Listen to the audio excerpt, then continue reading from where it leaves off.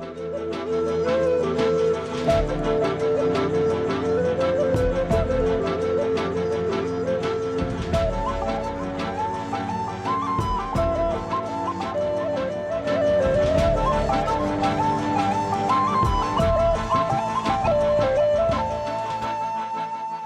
morning and welcome back.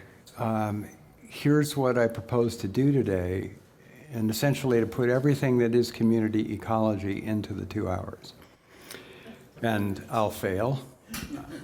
And the way I'd like to start it is this way. I'd like to explain something that happened this morning, or at least describe something that happened this morning, and then talk about 3 papers that are not particularly illustrative of anything, but they're snippets of how community ecology is done and what we can infer from it.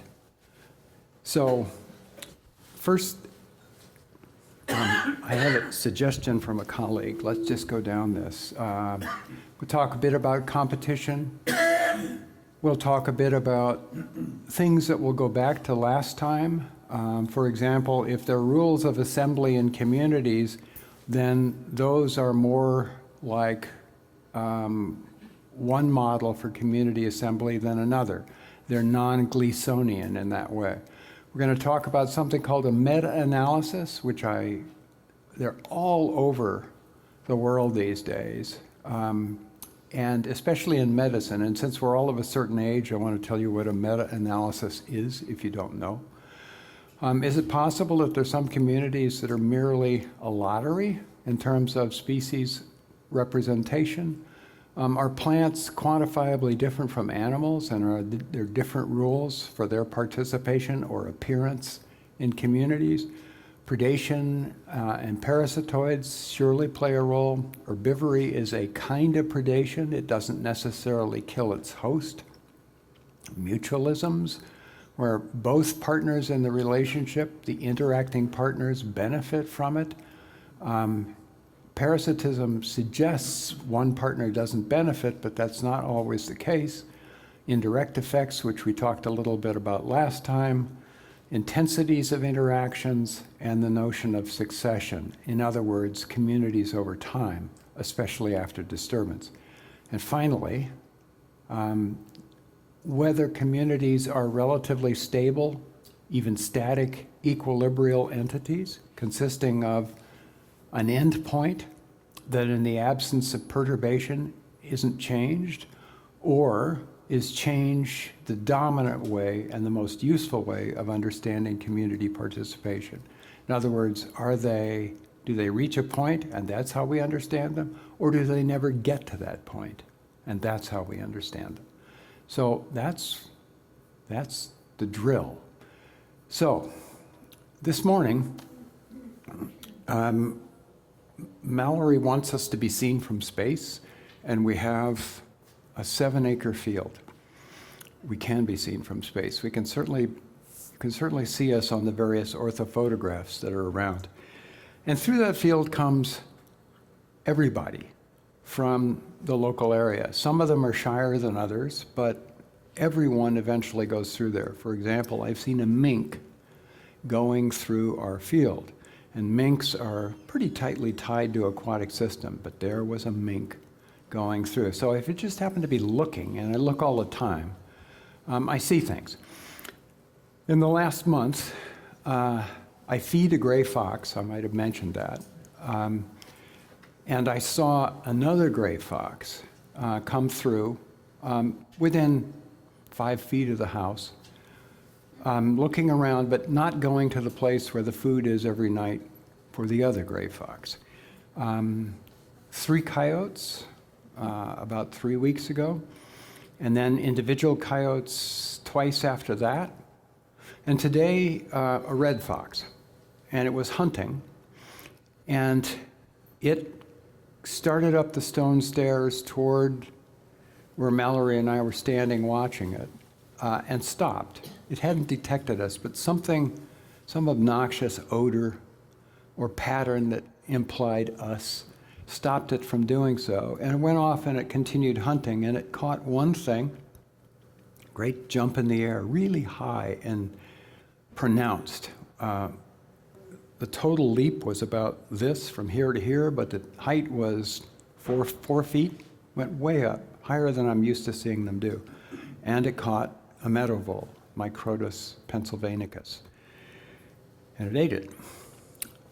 So what's the point to community ecology? Here are three canids, 3 different genera of the family Canidae coexisting, perhaps reluctantly, in one spot in Vermont, i.e. they're represented in our communities here. In my 40 years or so in the area, gray foxes have come up in abundance and red foxes have declined. Coyotes have been here, but their presence may be more consistent than it was. As you know, they're relatively new arrivals, 50 or so years ago. They disperse most dramatically. A female who was born in Rhode Island was shot near Montpelier, Vermont, 200 miles away. So these animals move about, and they disperse over great distances, therefore they appear in places where we're not used to them, either regularly, morning Susan, or irregularly. So the rule of thumb is that coyotes and red foxes are competing, and we'll talk ad nauseum about competition. They're interacting negatively, and probably asymmetrically. The rule of thumb is that the coyotes are winning that interaction and the red foxes are losing. That may be the agent of change in my experience with the 2 species. But the definitive experiments on coyotes and red foxes would be hard to do, but they haven't been done.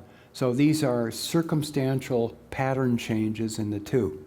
So where they do co-occur, the density of one has declined, suggesting competition, i.e. the red fox. So the red fox doesn't seem to have any effect whatsoever on the gray fox, which has improved in its abundance dramatically, in my experience, though I don't even know that. So we've got 3 canids here interacting within our communities in interesting and as imperfectly known ways. That's the first anecdote. This is a study that came out in Science magazine in 2013, and it's about red squirrels, which we all know and love, the little people who find ways to get to our feeders if we live in the boondocks. If you don't, you have gray squirrels doing the same. So this is an animal that was studied in the Yukon of Canada for 20 years by a team. In that situation, which may be very similar to the way they live here, individual adults acquire territories, the center of which is a cache in the Yukon of spruce cones. So they accumulate spruce cones and they live off of the seeds in the spruce cones. Here we have some spruce, red spruce, but we also have a number of other conifers, and they're seed eaters, as you know, if you're feeding seeds at your bird feeder. So these people asked the question, in this relatively tough environment there, does a female red squirrel have options as to how to equip her kids for day school life? If they don't acquire a territory in their first summer of life, they, at least in the Yukon, die. That may not be the case here.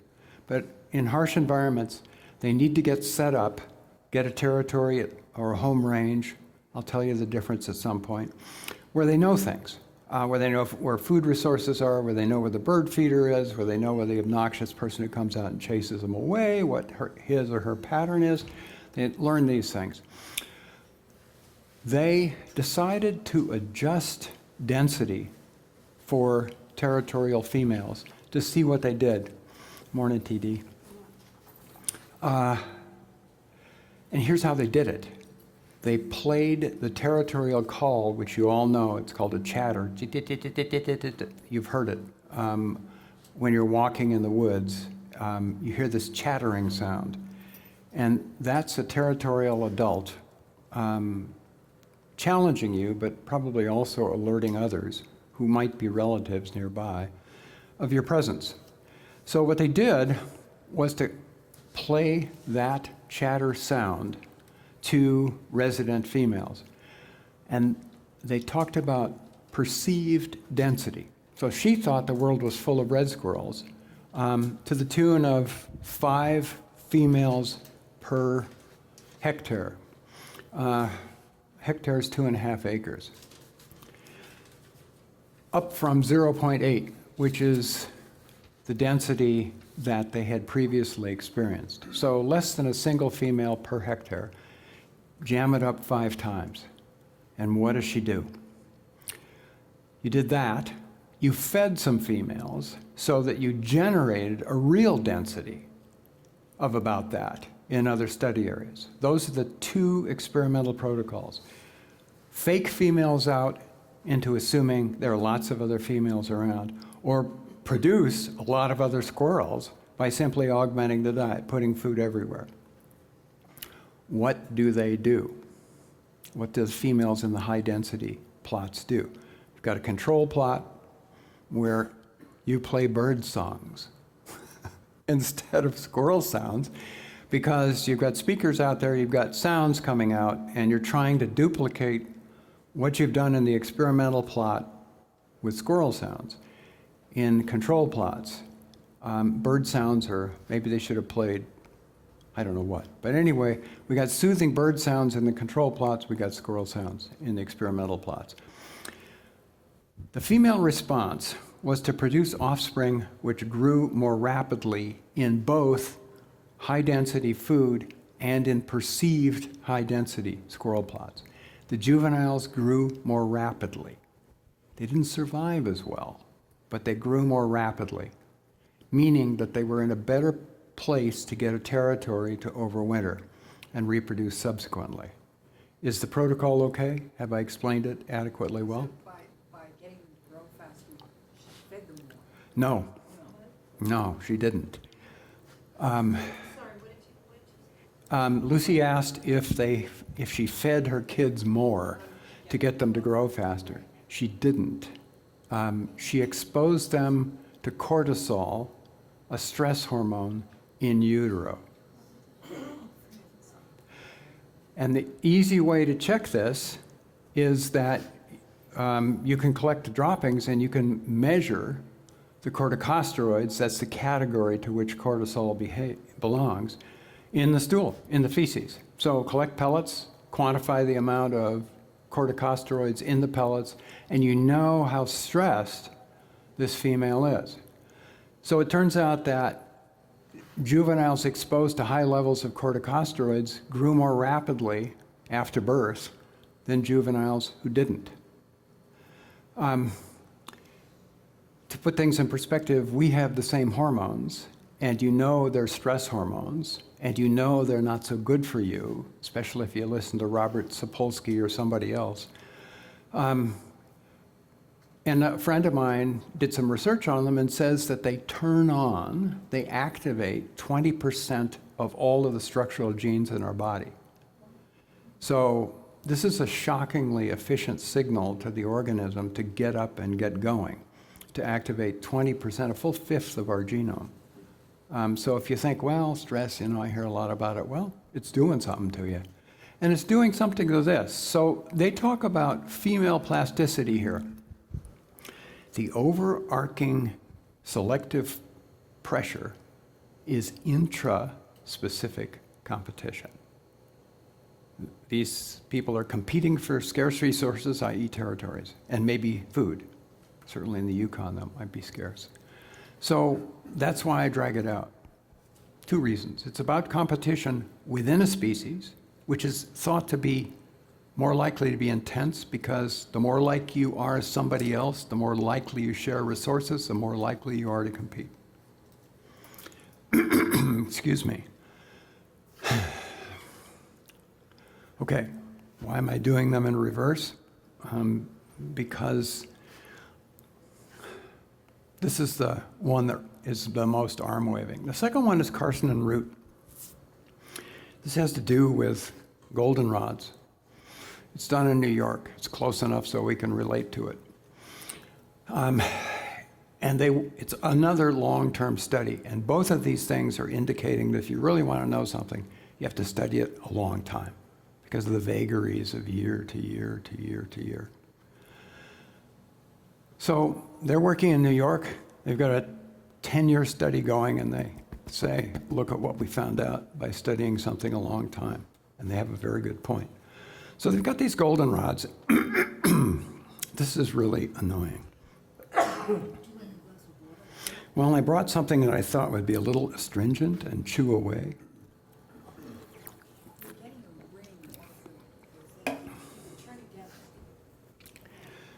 How do I do volume?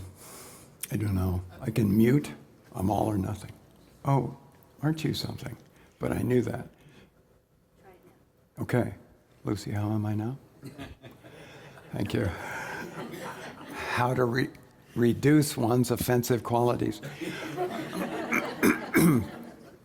So this is Solidago altissima, the tall goldenrod. It's here, but at least where I come from, there are two others which are commoner, earlier and Canadian goldenrod. But imagine that Solidago altissima is your goldenrod.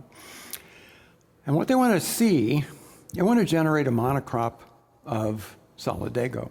So they apply insecticides to large plots for a long time.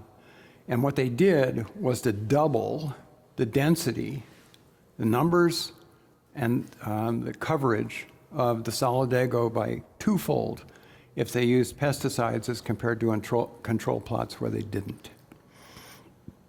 And when they did that, the species diversity of forbs and herbs and grasses underneath them declined dramatically. So did colonization of the fields that had been treated with the insecticides. So the Solidago is doing well. No bugs are eating it. It's excluding plants that otherwise would be there in the control plots. They were there. And it's inhibiting colonization by later successional species by using the application of pesticides.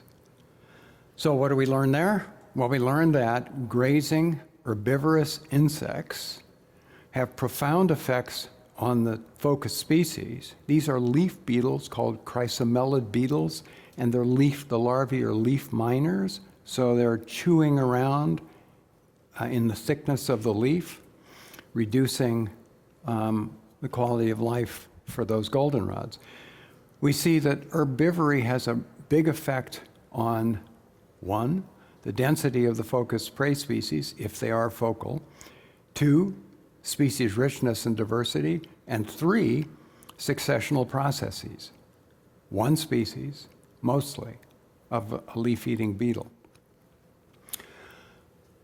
Okay, they had an outbreak on one of the control plots. In other words, some glorious experimental stuff fell right in on top of them by chance.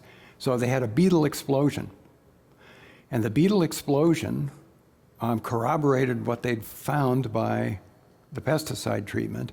The beetle explosion resulted in all kinds of problems for the goldenrod, which opened up the understory of the goldenrod to all of these small herbaceous plants. It also accelerated incoming species that were going to continue the process toward a forest. So they've got nice corroboration thanks to this specific chrysomelid beetle that attacks the goldenrod preferentially.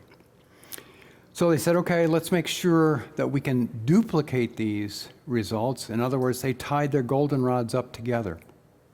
So there was more light going in, and they got the same events. They got more species richness, more species biomass, more percent cover under the goldenrods of other things as a result of tying them up.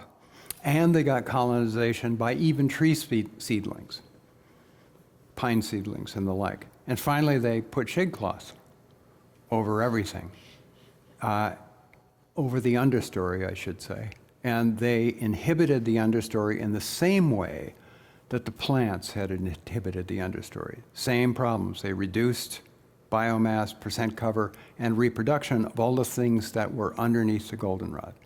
So, the point of this, I've mentioned them. One is herbivory, again, is shown to play a large role. Two, when herbivory is intense, especially in outbreaks, and we've all seen these, fall webworms, tent caterpillars, and so on. In outbreaks, the insects have indirect effects on something as far away as succession, right? The insect has no idea that pine seedlings are going to have an easier time as a result of its mauling of the goldenrod, but it happens. So, again, we see two things here. We see interactions driving change in the system. Okay, finally, the Whetstone Brook. I went to Brattleboro on Thursday. Wednesday it had rained a lot. Driving down Route 9 and I'm watching the torrent that is the Whetstone Brook. And I'm thinking of my old teacher, Joe Connell, one of the most famous experimental ecologists of the last century, and a very fun man. He wrote a paper in 1978 that was ground-shaking. He didn't publish a lot, but when he did, he really had a lot to say. I'll mention him again here. He said, you know, I spent a lot of time looking at coral reefs off of Australia, not a bad job. And I spent a lot of time with a friend. I visited with a friend when I was on a sabbatical in Australia, looking at tropical forests in northern Australia in the state of Queensland. And he said, the thing I'm most interested in is something that ecologists are extremely interested in. What determines species richness? I'm avoiding diversity, even though it works, because I'm not worried about species evenness here. Only the number of them, not how evenly they're distributed. What affects species richness? Anywhere. So he said, at least in these two systems, I think that disturbance generates species richness. In the following crude diagram, it's skewed a little bit more in this direction, but I'm hooked on bell curves, so. Species richness is highest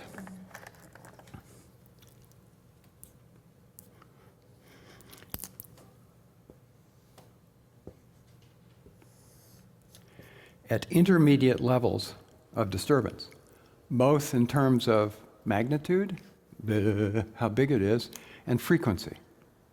So intermediate levels of disturbance, either in terms of their frequency or their magnitude, results in high species richness. So think about your forest. Think about the last ice storm we had. Think about loss of somewhere between 6% and 25% of the canopy, which is what happened according to a Marlboro student who went up the hogback and fooled around in town. Think about who colonizes, either they're in the seed bank or who immigrates and grows. The understory is improved dramatically when that happens. That's an understory that would be less evident in the absence of that disturbance. So those are the things that add to species richness, not necessarily the trees in the forest, but the things that grow as a result of the disturbance and then sustain things, animals that enter the forest because they're there. So that's what he's thinking. And when this came out, it shook the ground. It was a big disturbance in the field of ecology and community ecology, because underlying it all was we better understand communities by the degree of their disturbance than we do in the absence of that. And that was a groundswell. We had thought that these communities were relatively static. Well, Joe says no. At least not for sessile organisms, things that don't move around, coral reefs or trees or shrubs. So one of his students, a guy named Wayne Souza, who went to UC Berkeley on the basis of his PhD thesis, worked in the intertidal Joe was a famous intertidal guy. We'll mention the intertidal at least one more time today because it's a simple system.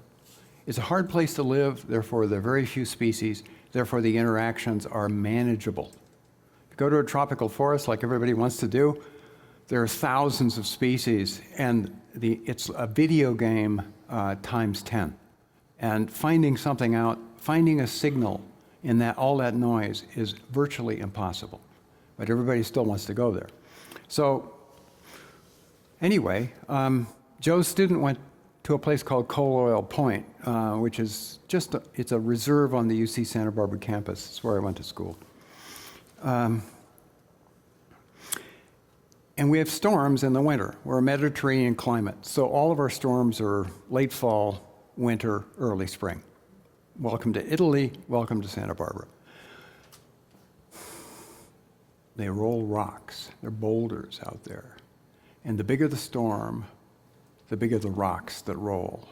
And when a rock rolls, all the stuff that's encrusted on top of it, all the algae, all the animals that eat them, have really bad days. And they clean off the rocks. So Wayne went out there and quantified the storm on the basis of tension springs on rocks. And he found storms of intermediate strength, i.e. that pulled the springs an intermediate amount as the rocks moved, did the right amount of damage to eliminate what Joe called gat gore. It tells you everything you need to know about an ecologist. I'll be there. Gat gore is green algae that grows on rocks. I was walking down on a sabbatical. I went out there and I was walking along a cliff with him and said, look at all that gat gore, green algae. It's sea lettuce, ulva. It's the dominant alga in this part of the intertidal. It overgrows everything else and eliminates species in situations of low disturbance because it's the best competitor, outcompetes them. This is total annihilation on this side. The storms, whatever the disturbing agent is too much, nothing grows. So at the intermediate level of storminess, inferior competitors were on the boulders. And species richness was higher. So now fast forward to Missoula, Montana.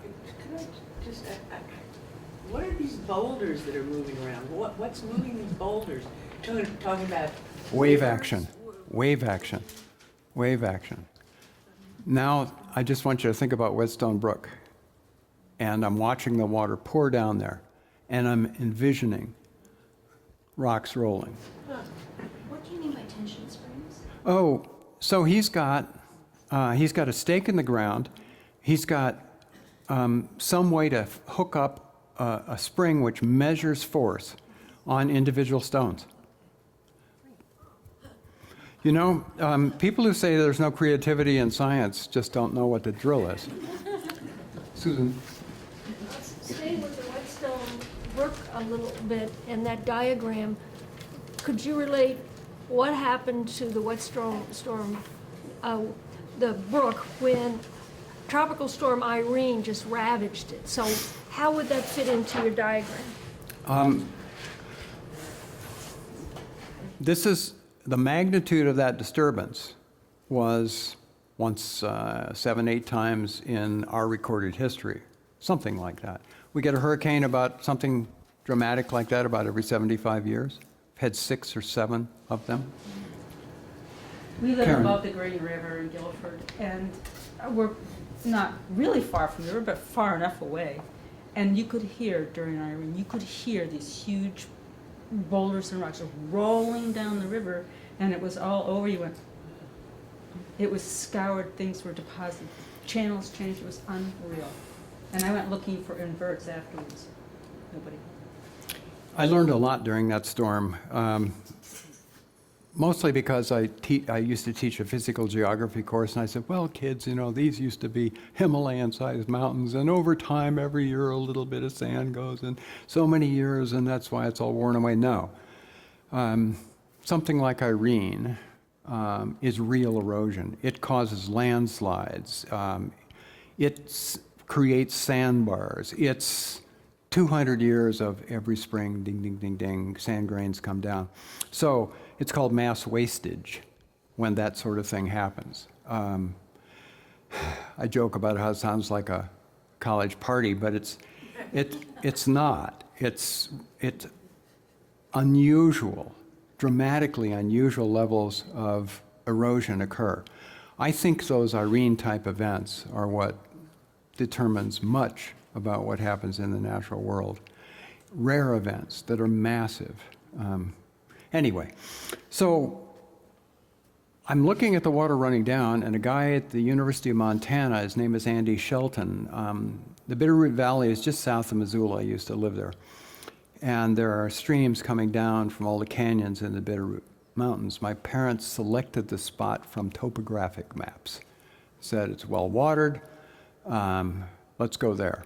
My mother said Montana, and so my father went and looked at topographic maps, and they settled on this spot.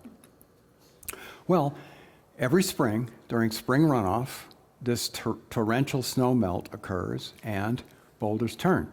And what's happening there? Well, he's looking at so-called macroinvertebrates, the insects that feed the trout that are in the stream, and that real trout fishermen know, I'm going to have a fly that looks like today's stonefly, and I'm going to catch stuff because they lie like this. They're crazy.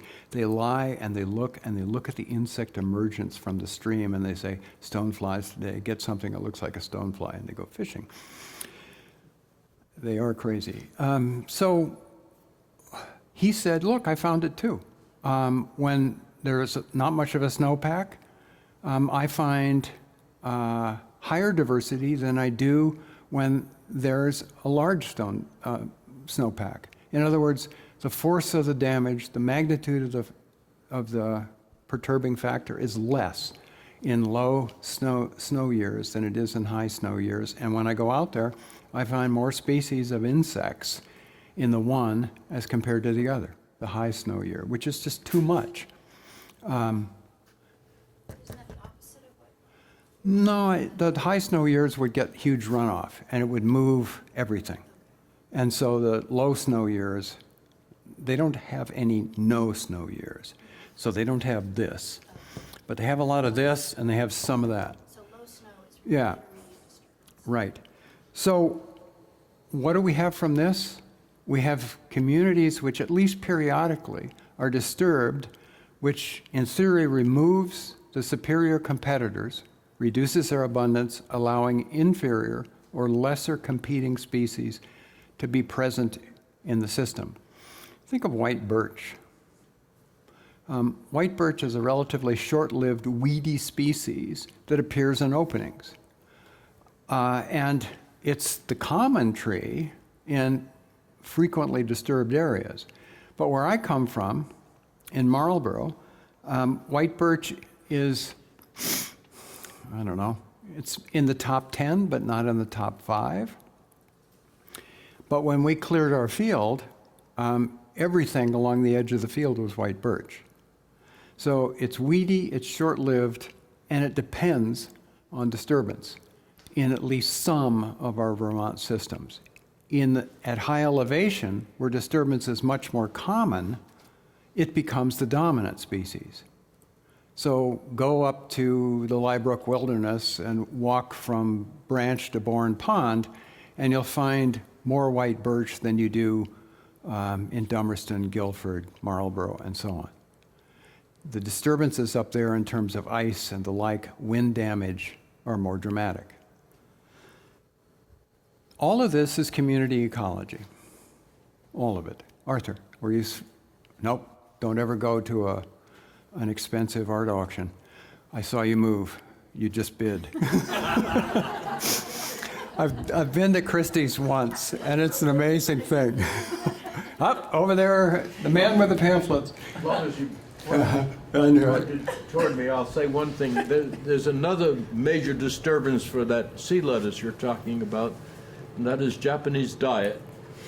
Indeed. It's being harvested vigorously now on the intertidal zones in the northeastern U.S. Yep, leave it to us. All right. Now we're we're back in the zone. Excuse me, Bob, can I just ask one question? Please, So slow ultimately question. what you're saying then is that high disturbance, if we take value and humans out of the equation, and promotes, is good, is Well, necessary, is helpful? Sure. In the absence of any disturbance, you end up with the so-called climax crop that occurs in forests, which are the kinds of things in Liz Thompson's book, the hemlock, yellow birch, maple beech forest. There it is. Now, subjected to a hurricane, and pretty soon there's some species in there that weren't in there before. So in the absence of the disturbance, Joe's assumption is that those species which are the best competitors will exclude other species. In the presence of it, other species will be present up to a point where the disturbance is too frequent and too large to allow any growth whatsoever. As in what case would that be? I was thinking of North Carolina for a while. They got 4 hurricanes in a year. And I was thinking, well, poor North Carolina. Out there. And ultimately, according to what you're saying then, not in the foreseeable future, but If we get, as one would predict, and it's so simple, more heat in the system, more energy for storms. Okay, it's that simple. It's not some complicated, convoluted thermodynamic argument. It's simply, if you put more heat in the system, the heat has to dissipate via storms. That's what storms do. They dissipate inequities in heat in the system we call Earth. So bigger storms, more disturbance. What will that do to this curve? That remains to be seen. But you're saying disturbance is good to a point. If it gets to be too much disturbance, then you go back. my friend back there is talking about value. Do I care if there's one species on Earth, and it's not us, I hope, but one species on Earth? If there's life at all, do I want life on Earth, period? Is it valuable that there be life on Earth? Not necessarily, it's just a question. If we like the idea that life is on Earth, then we start worrying about details about what kind and quantity and quality of life is on Earth. So if we like species richness, and that's the thing that everybody walks away from, we like species richness. We want to have maximum kinds of things around. That's everybody's aim. Then we want disturbance. Yeah, whether it's us or something else. We are the primary disturbers. So that's a value call.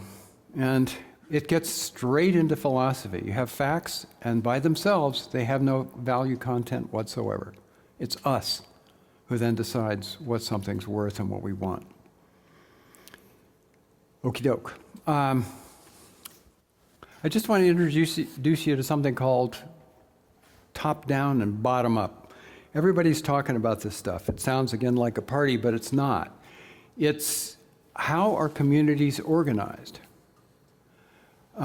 So you can imagine, let's start with this one. You can imagine that in the southwestern deserts, everything depends on how much new plant biomass is added each year. And there's certainly a lot of evidence for it. My favorite lizard in the Southwest is big, fat, herbivorous lizard called the chuckwalla. They starve big time when there's a drought in the West, as there has been. They become, on the islands in the Sea of Cortez, they become extremely rare. Simply because there isn't enough new plant biomass, productivity to feed them because it hasn't rained. So water, growth, chuckwallas. But then does that mean there are more eagles because there are more chuckwallas to eat, or more coyotes because there are more chuckwallas to eat? That's the part that remains a little unclear out there. I read a paper by a guy in New Mexico who worked on creosote bushes, and he caged them off so birds couldn't get in there. And the bugs were everywhere.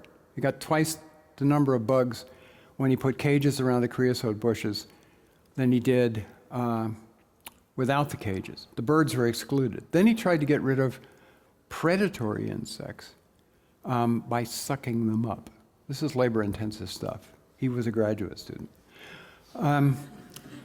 So he sucked them up, and sure enough, they're more herbivorous bugs. And he said, look, top down, in the desert. Because when you exclude predators from a system, more herbivores, more tree damage, and you start, or shrub damage in this case, and you start to understand the community. So out there, it looks like we can't decide. And it would be very dependent upon what kind of year you're talking about. When we went to Yellowstone, when we added a predator, where we added one that hadn't been there for 100 years, or 80 years, all of a sudden everything changed, period. When we go to a lake or a pond, all of a sudden we understand why vernal pools are so interesting. When we go to a lake or a pond, who's in the pond as a predatory species? So I'm going to oversimplify another food web in a small lake or a pond. And I'm going to have big fish, which are eating small fish, which are eating zooplankton, which are eating, whoops, arrows are, doesn't matter. Phytoplankton.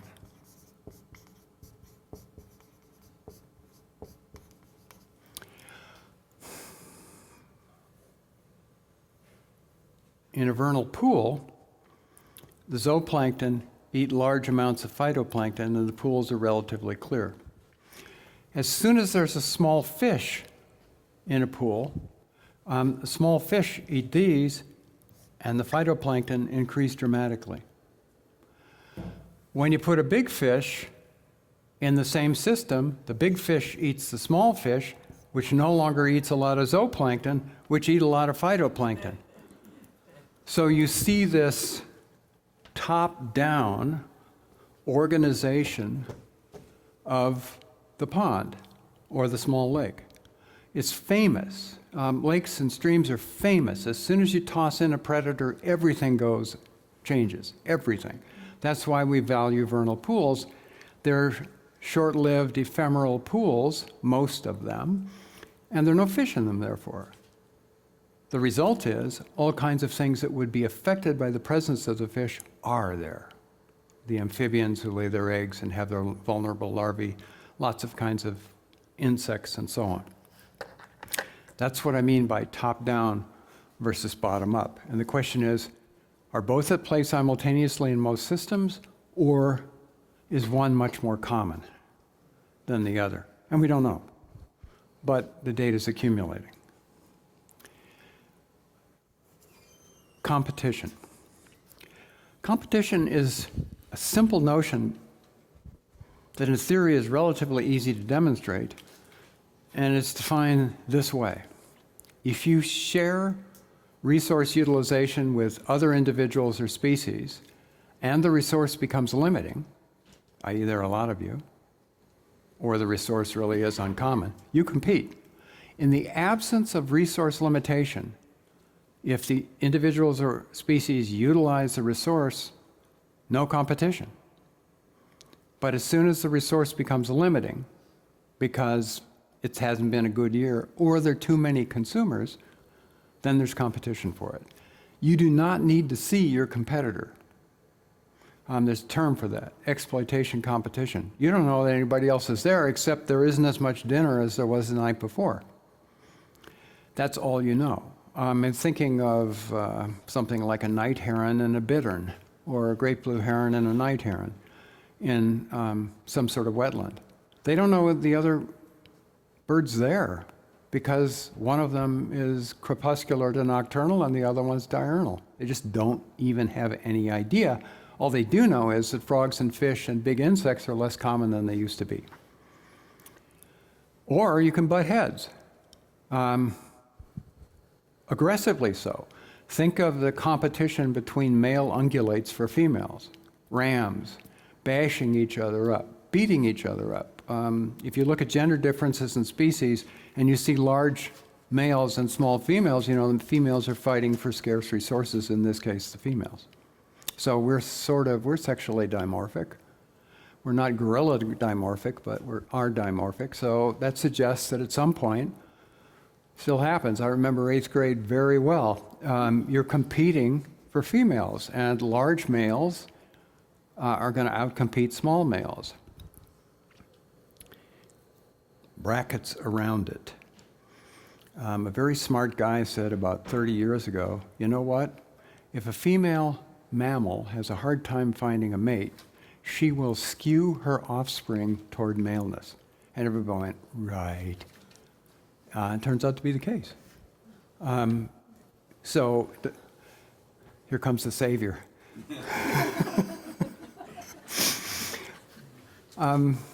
Fascinating. It doesn't matter. Monkeys, opossums, large numbers of mammals, if the female detects a biased sex ratio, she'll produce males. Why? Because those organisms are much more likely to mate than the relatively common females. This is all called life history theory. It's theoretical, but when you get some evidence. What's the mechanism? The mechanism, I don't know how she determines the gender. I mean, we do know that things like crocodiles and turtles can do it on the basis of the temperature at which the eggs are incubated. But I don't know the mechanism in mammals. Surely it's endocrinological, but I don't know what. Sorry. But how does she know that She's guessing. I mean, life is a crap game. How does she sense that there's an inequity? She had a hard time finding a mate. Right? Last year, it was a whole lot easier than this. That sort of thing. Okay, so we have a definition for competition, and the question is, how do we demonstrate it? And this is Joe Connell. This is Robert MacArthur. John MacArthur still lives in Marlboro. Robert worked at Princeton. Joe worked at UC Santa Barbara. They wrote a book together. But their epistemological approaches were utterly different. And one produced results just like this, and the other took a lot of hard work and time. So Connell said, he wrote a paper in 1980, Competition and the Ghost of, something like Species Pattern and the Ghost of Competition Past. And it was a real critique of the kind of work that MacArthur and others were doing, demonstrating the prevalency of competition in natural communities. And the critique was, until you do a manipulative experiment, everything you've done is circumstantial. Everything. May be appealing, possible, even plausible, but you have not demonstrated the presence of competition. So the experimental method is simply this: two hypothesized competitors. Adjust the density of one of them experimentally. Either increase it or decrease it. Ideally, you remove them all. Species B is removed. You then hypothesize species A is going to get more common, it's going to reproduce more, it's going to grow faster. Some other measure of fitness that you can measure is going to occur as a result of moving the second species, the second purported competitor. And sure enough, most studies that were done that way showed competition, so it's common. You could also argue that people said, you know what, I'll bet you those two species are competing because they look alike, they use the same kind of stuff, they're here in the same system. I'm going to see if they compete, and check, they do. So it could be we haven't randomly selected species pairs, we simply selected things so we could get something published. I thought about it myself with two species of garter snakes in Montana. One of them more aquatic, one of them more terrestrial. So MacArthur said, you don't have to do that. Why are there 5 species of warblers in spruce forests in Maine? This was his PhD thesis. He went up there, the mosquitoes are biting the hell out of him. This is a field biologist. You separate the women from the girls when you ask them to sit on the ground, get rained on, get bug bit, and use a stopwatch to quantify how much time a warbler is in a particular part of a tree. That's what he did. So he found that the 5 species were eating the same things, but they were doing so in different parts of the tree or using different behaviors. Therefore, they were coexisting. They weren't competing, mostly, by dividing up the world, i.e., they had different feeding niches. So, this approach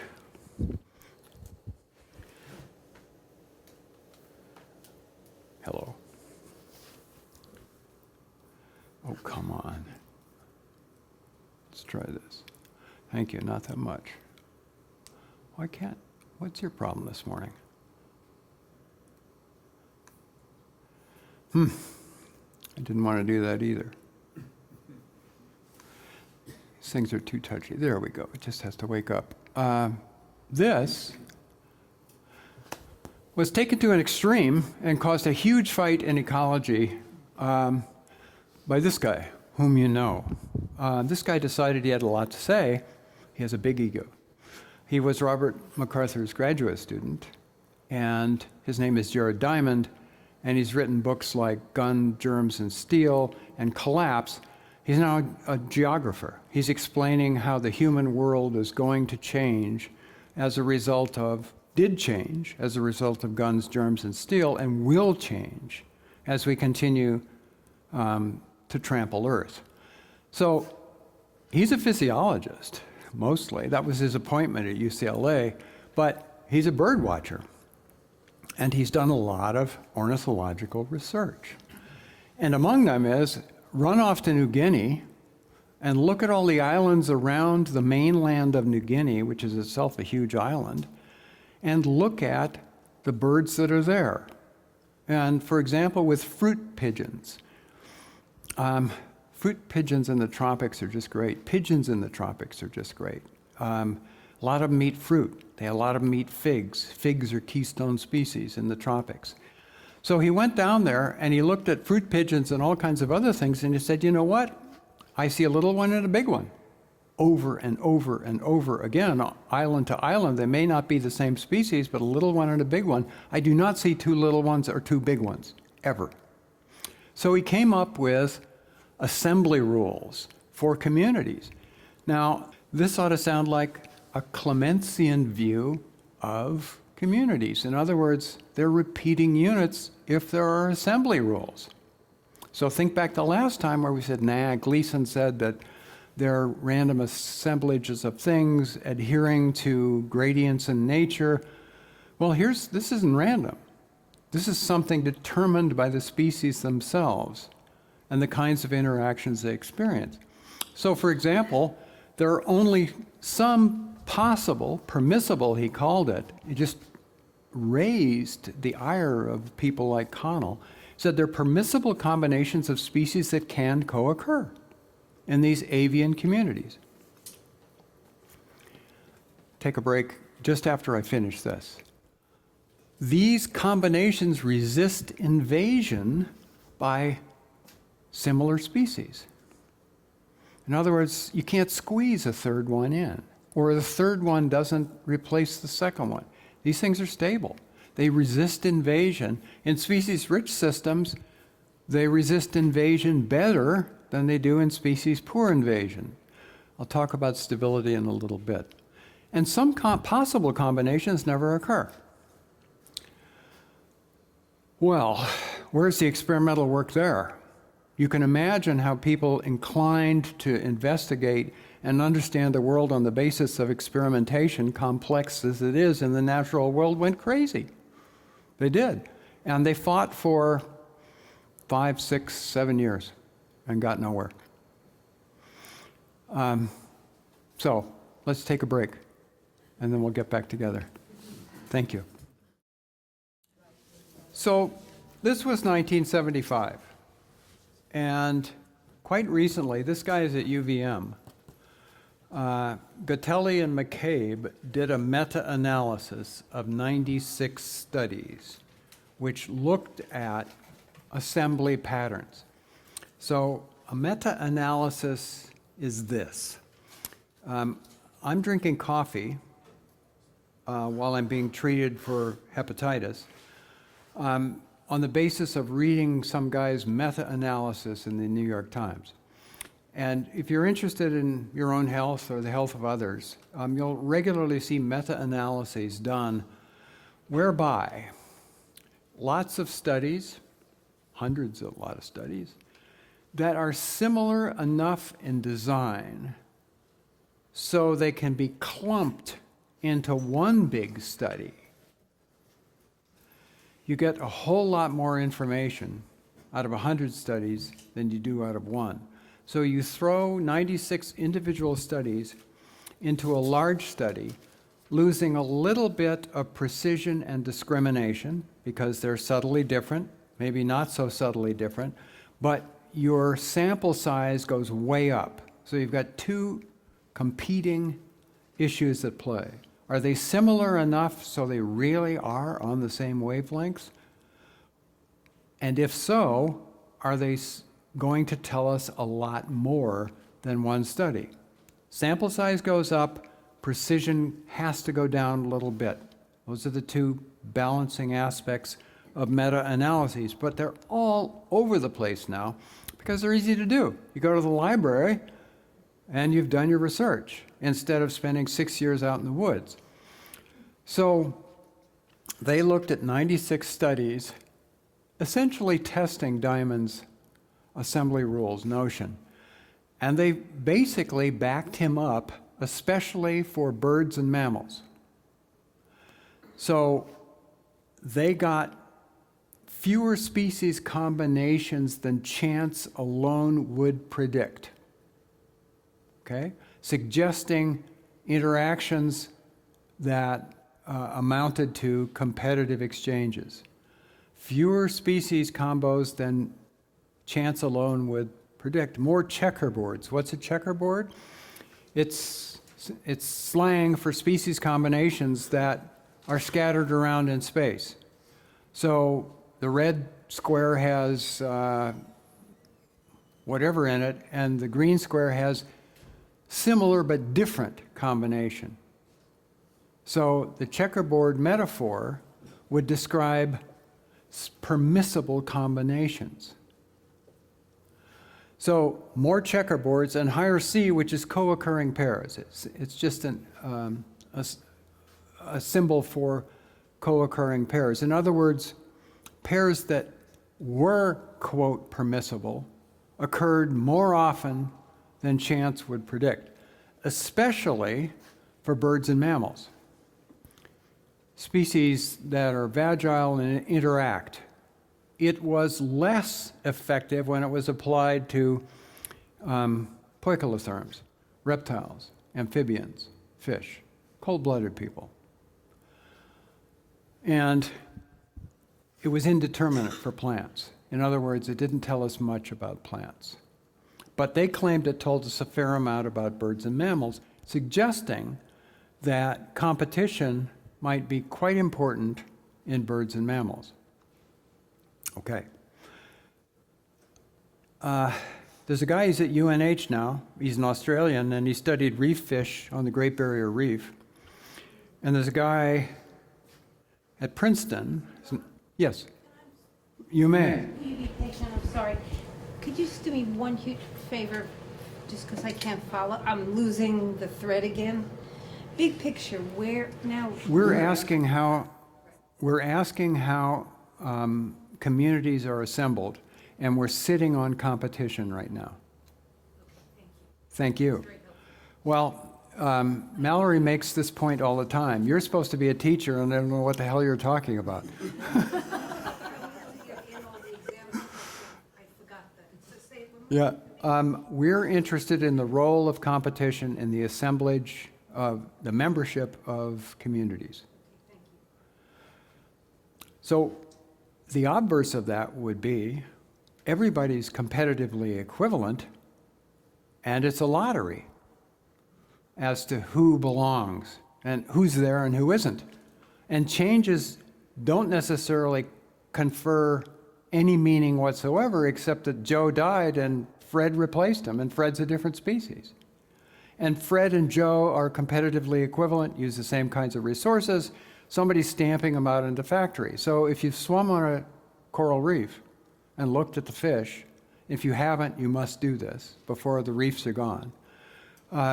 It's just dazzling. You're in the middle of the best aquarium you've ever been in. And you ask the question, why are all these things here? And the answer is we don't know. But one hypothesis is there's a huge pool of larvae in the plankton waiting for a place to settle and become an adult fish. And as soon as there's a space, one of those larval fishes enters it. But it could be any of 50 or 100. So he says, dream on. At least in my system, there are no assembly rules whatsoever. It's just a lottery. Same thing for Panamanian rainforests. This guy Hubble went down to Barrow, Colorado Island, which was made an island by the canal when it was finished. And he's out there looking at 200 species of trees going, what am I going to do with this? And he said, I'm doing the same thing. I'm claiming that they're all the same. All the species are the same. And it's merely a lottery. And people said, no, the competition is more subtle. And it may not be like birds, where pairs are excluded. It may be that they coexist with different levels of success. Thank you very much. Well, I ran across this paper. I want you to know that I try and do my homework. Here's the quotation. Rarely do plants grow best where they are the commonest. So this is, this guy is, where is he? I've forgotten. Too many things to remember. 2012, you can find it if you look for it. So what he does is this. He goes to U.S. forest databases, and they've got two things. They've got pictures of everything so that you can identify tree species from the air, and they've got importance values, IV, not what you think, importance values for those trees in the sense that how much growth is there between the tree rings? Hard to believe, but we've got these databases. So this guy goes to the library. That's his research. And he wants to know, where do plants grow the best? And he says, I'm not looking at reproduction. All I'm looking at is a surrogate of that. I'm looking at how wide the tree rings are apart. And I know where they're commonest because I have all these photos. So rarely do plants grow best where they are the commonest. And he says, for example, red maple. I've driven 95, I don't like doing it, going to Florida on field trips, but you see red maples all the way down. The interesting thing is they're swamp trees. Most of, after say, in the Carolinas to Florida, they're in swamps. Swamps are wetlands with trees in them. That's the definition. Red maples down there, in swamps. We know where they are in Vermont, but they grow best according to tree ring increments in Virginia. So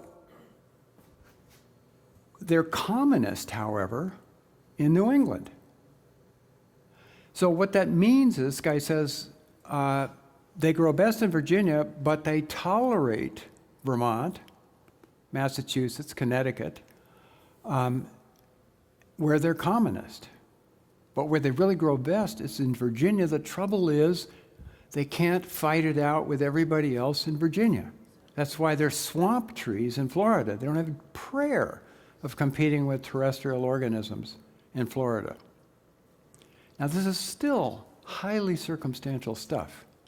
He said the only species that is common and grows its best in my analysis of eastern tree species is eastern white pine. And he said it helps to be tall. You don't have to compete with anybody. And we've got them. We have white pines that are 40 feet above the canopy. And he goes, I don't care what's going on down there. I'm fine up here, thank you very much. So they grow best because they like where they are because they're tall. They're all basketball players. Think about, this has been floating around for a long time, that there are refugia for species. Think about a blueberry. You're a blueberry, and you grow in these acidic environments where nobody else can, and you're commonest there. The question is that really where you grow best? Is there a blueberry grower here? I always wanted to know, if you pot up a blueberry, and you pot up another blueberry, and you do all of the mythological stuff in the one pot, you compost, you acidify, you blah, blah, blah, and you don't do that in the other pot, which plant grows the best? You haven't tried that. Okay. It's quite interesting. We assume that blueberries like acidic environments. Well, maybe they can just tolerate acidic environments, and they really want to grow best where everybody else is growing. But they're short little people, and damn it, everybody else grows up tall. So, this would suggest more competition than we're able to intuit and or even demonstrate. And when you go to Panamanian forest now, people say, oh, there's more boron here, there's more calcium over here, there's more subtle differences. Maybe the plants are detecting those differences, and maybe they're not. Okay, move on to predation. We all know what this is. I watched it this morning. A meadow vole met its maker. I want to tell you a little bit about this. This guy is at the University of British Columbia, and for the last 20 years, he's been studying hares and lynxes in the Yukon. Well, we don't have any lynxes. We would if we were a little bit more careful, but there are a handful of snowshoe hares at our place. I see their tracks. I saw a lot of tracks. Seemed like it was early March, and I was thinking hares are being sexy. Hares are very sexy, even in the boreal forest where they have up to five litters with 5 kids per litter. In other words, we know what bunnies do, and bunnies can populate an area pretty well. Unless that is, there are predators around. So this question is, do predators control their prey? That's a very basic question, i.e., do they determine the distribution or abundance of the prey, or does something else do that? If that's the case, then we might understand communities on the basis of predation as well. The thing that he's testing explicitly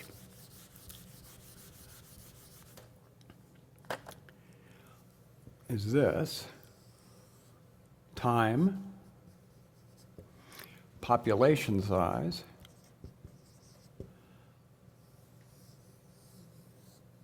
Who is this researcher? his name is Krebs, John Krebs.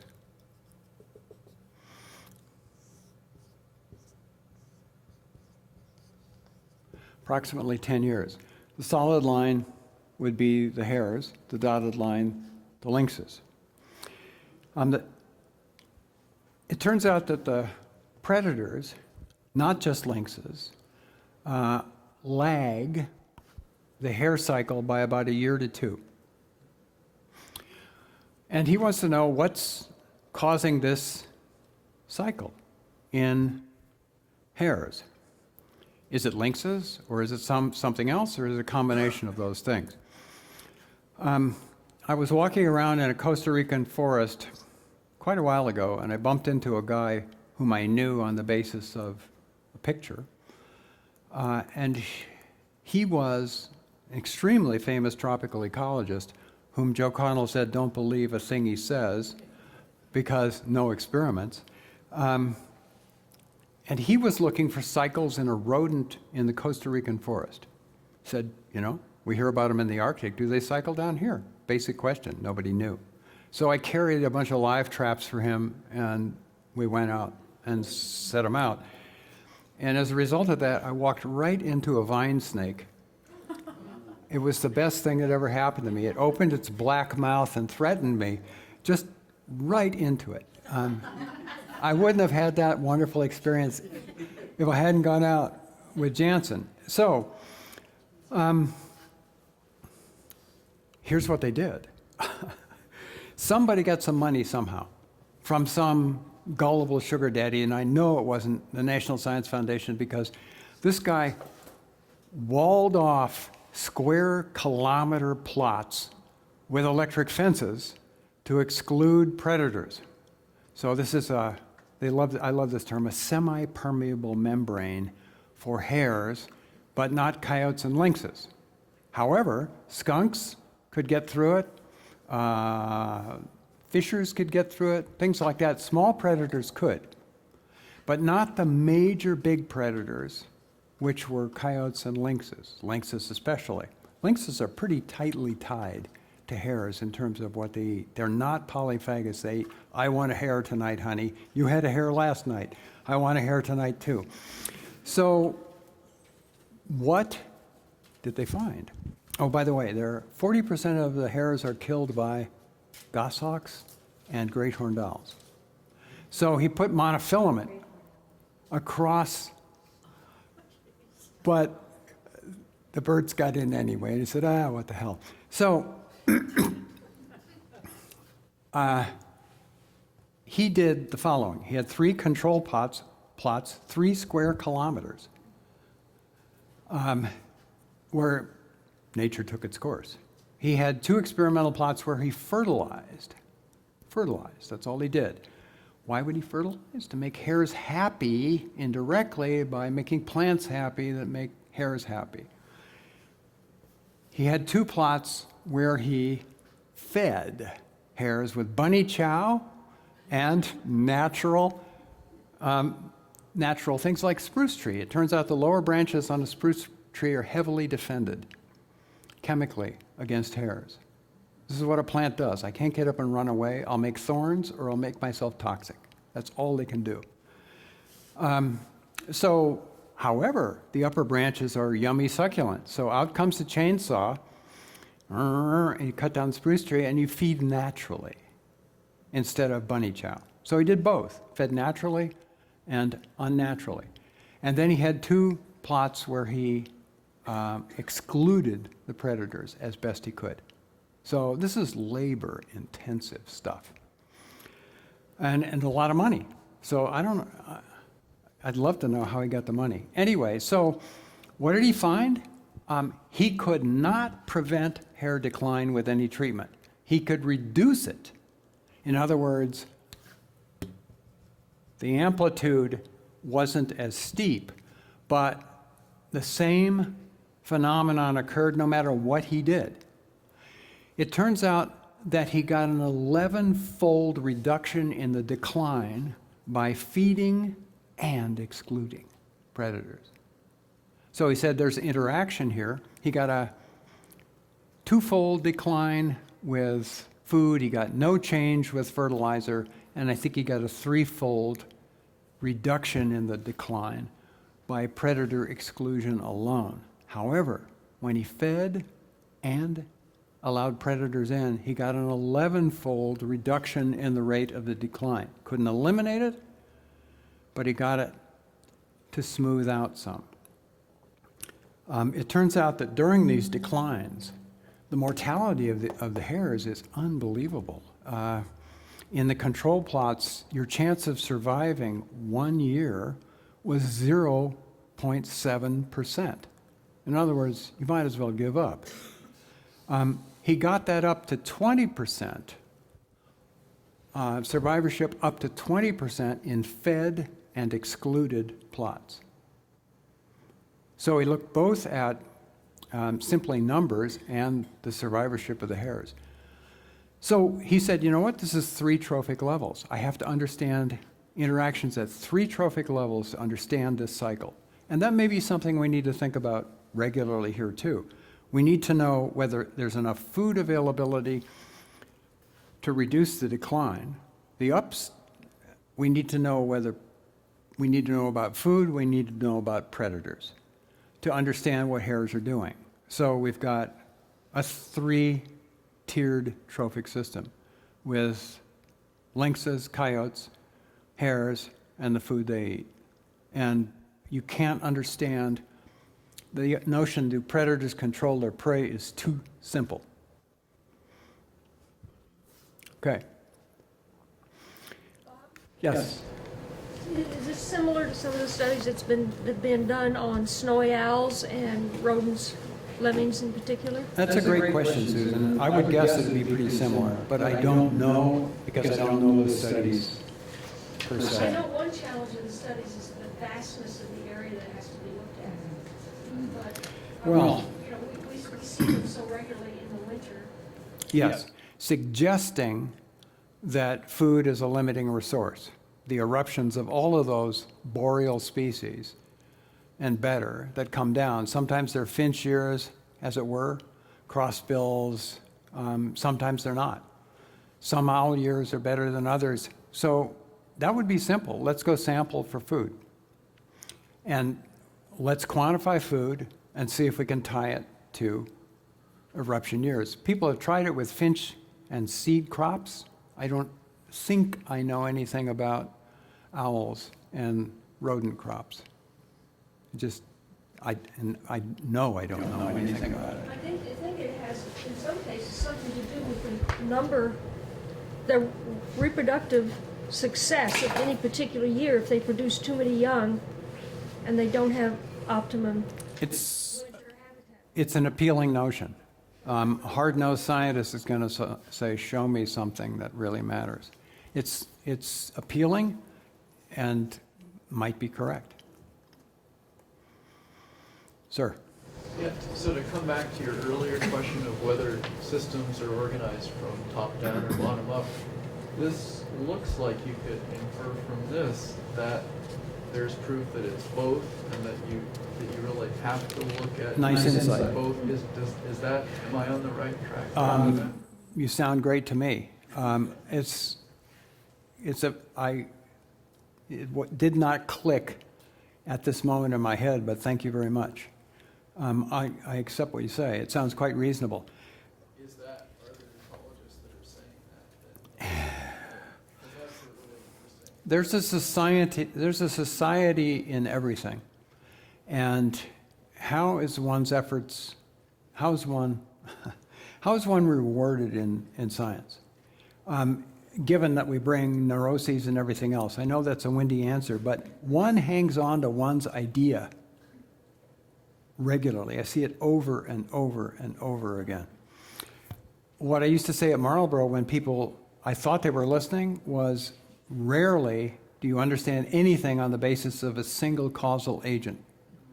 Something as simple as the pine decline in the West, which is dramatic. If you've been to the West, the whitebark pine and other pine species are just being decimated by a beetle which girdles them, feeding in the cambial layer.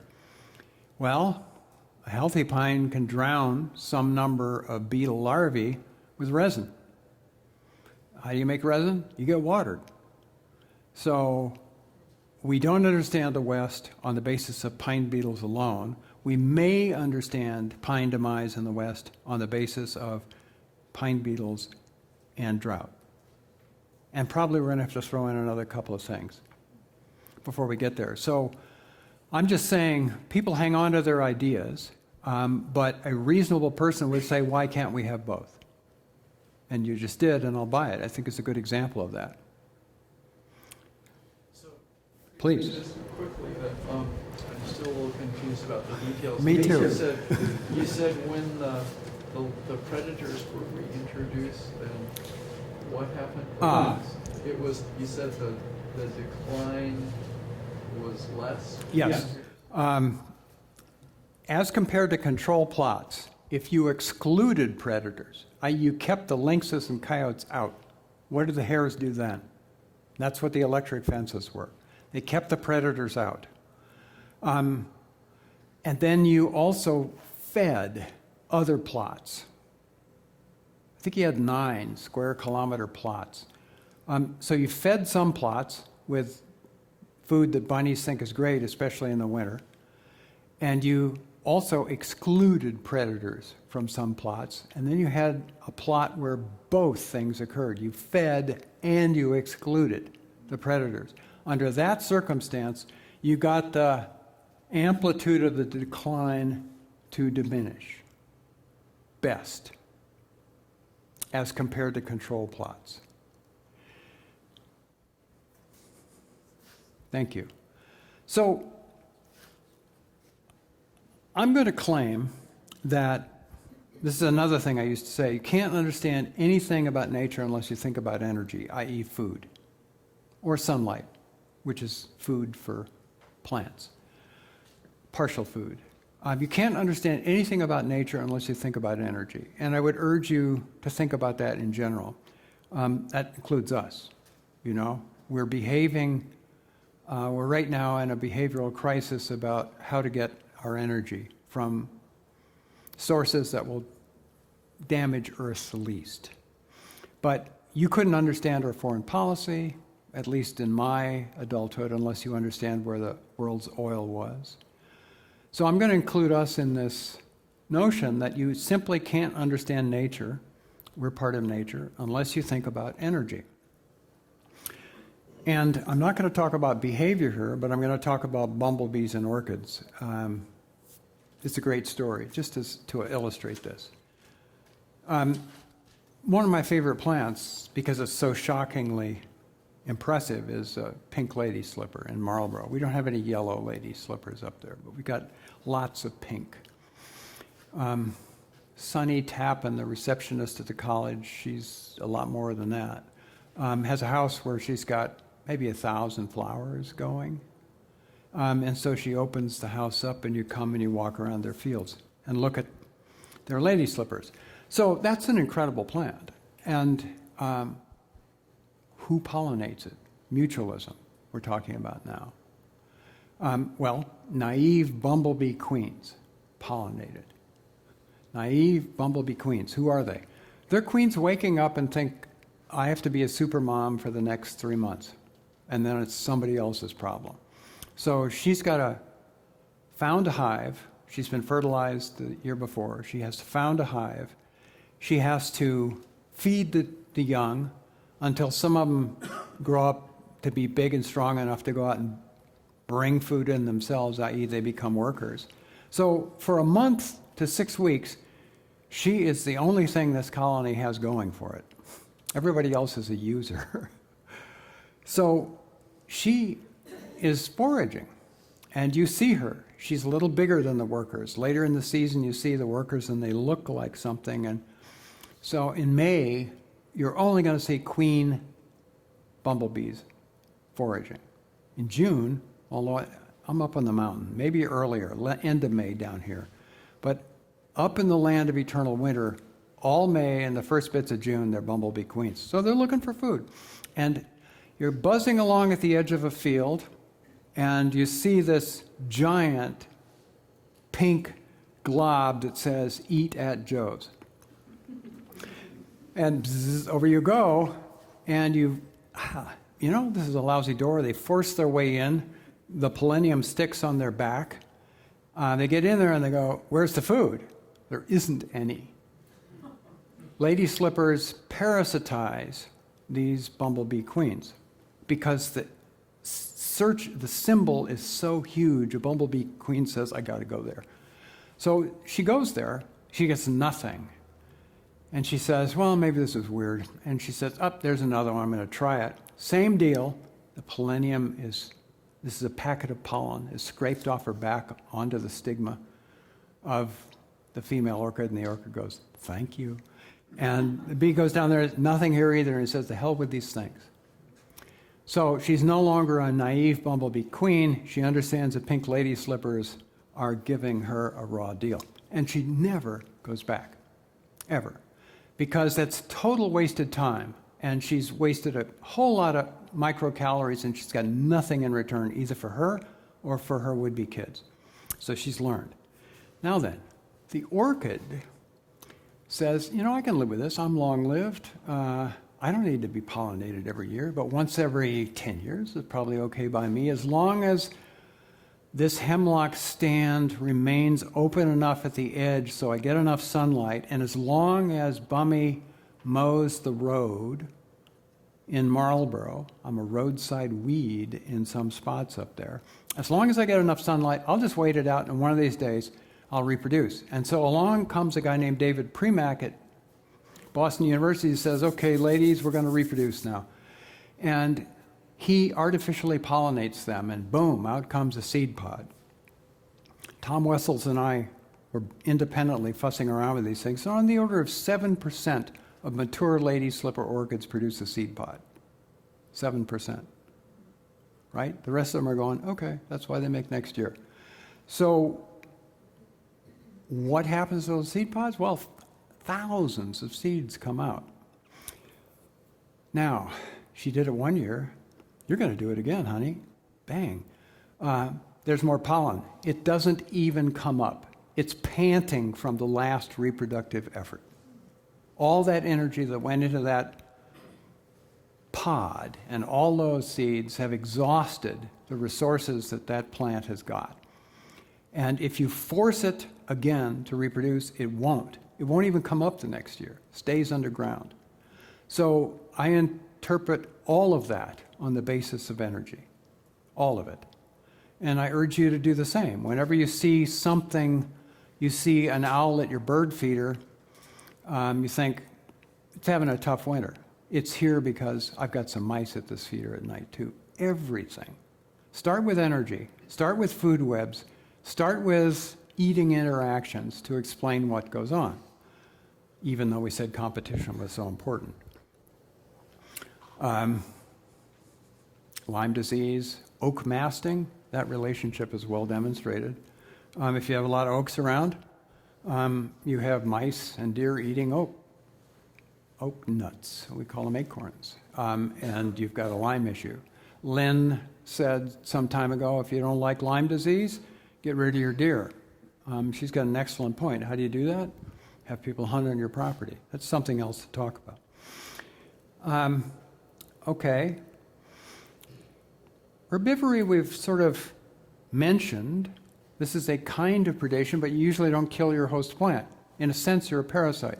Parasites don't kill their hosts either, most of the time.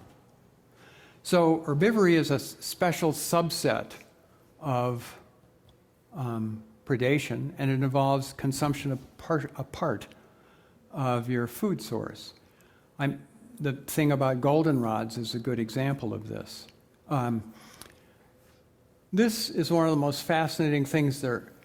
You don't need to know a thing about it to talk about community ecology, or much of it anyway, but plants, as I said, protect themselves either with thorns or with chemicals.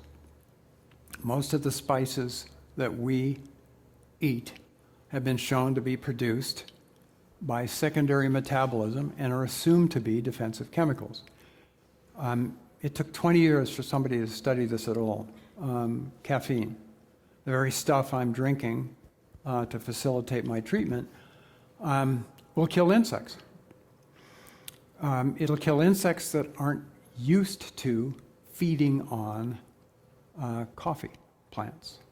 So take a big caterpillar and say, eat these pellets of coffee leaves, and it does, and its growth rate is reduced, and or eventually it'll die, even if it's fed amounts that would normally get from the plant itself. So it's just a fascinating thing how much phytochemistry we understand in the context of defense against these herbivores. And it's an ongoing, I can detoxify this, okay, then I'm going to make another chemical, and I can detoxify that. It's an ongoing process we call coevolution among herbivorous organisms and plant defense. The fact that grasses are full of silicon is thought to be, it's a stretch, it's thought to be a defensive adaptation against larger mammals which grind them down and grind down the teeth and can't eat them anymore. Mutualisms. These are fascinating interactions. My thesis advisor in graduate school was famous for studying commensal mutualisms, where in theory one of the members benefited and the other didn't even know that the mutualist was around.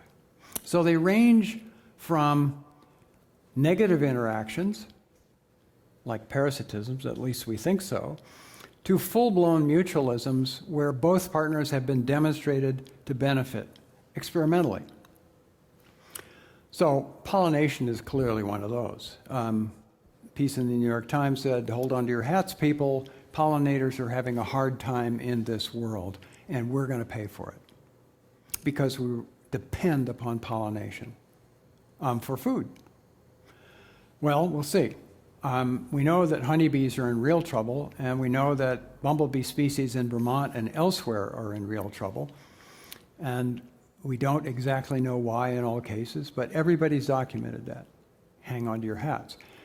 You can't understand pollination unless you understand energy again. The plant wants to cheat the pollinator and offers the least it can do to attract a pollinator. Why? Because it's got a budget and it's got to make kids. So I need this bloody pollinator, but I got to compete in the real world by producing a decent number of offspring. I got a bind here. I'm not going to feed that SOB so much. Whereas the SOB says, you know what? I need to make the calories it takes me to get around. And because I'm a social insect, I'm the best pollinator you'll ever know, because I'm not just feeding me. I'm not a fly. I'm not a beetle. I'm a bee.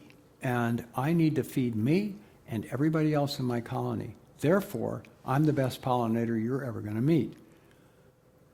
Fine. The plant agrees. But it still offers as little as it can to assure visitation. Selfishness here, even though it's the birds and the bees. Mycorrhizal systems. So how does it offer the least possible? Well, a good example is actually fruits, different system. But if you depend on somebody to disperse your fruit, ideally, you make it worth their while, i.e. the fruit provides you with energy. But the same issues are at play. So we have a plant here which is a true holly called winterberry. Has winter berries, whereas everybody else has nothing. The good stuff was eaten. The lousy stuff, which is pulpy carbohydrate and doesn't have much energy in it at all, persists in the form of winterberries and becomes starvation food for white-footed mice. You take more photosynthate and make a richer nectar or not. So everything's a bell curve. Imagine a species of plant which provides nectar for a pollinator. Some of them produce sweeter nectar, more sugar. Some of them produce less nectar, less sugar. Selection, based on visitation and subsequent reproduction, will determine which of those models works best from the plant's perspective. If I can produce slightly sweet pollen, nectar, then I'll get visited enough to reproduce. If you feed hummingbirds, you know this. What do they say you're supposed to do? How much sugar do you put in there? It's junk food, by the way, right? It's total junk food for a hummingbird. Well, you put in what? 1 to 4. Yeah, 1 to 3 gets them going. And those hummingbirds are thinking, I'm in heaven. But 1 to 4 will keep them once they've learned the system. Now, why don't they come to 1 to 2? I mean, 1 to 10? Because they can find richer sources of nectar somewhere else. So it's all about energy, I claim. I'm running out of time. I'll stay here and finish here.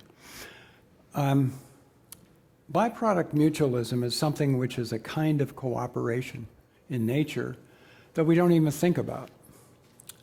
We know about pollination. We know about fungal systems interacting with the roots of plants, facilitating water and nutrient uptake, possibly even allowing trees to talk to each other in terms of chemical exchange.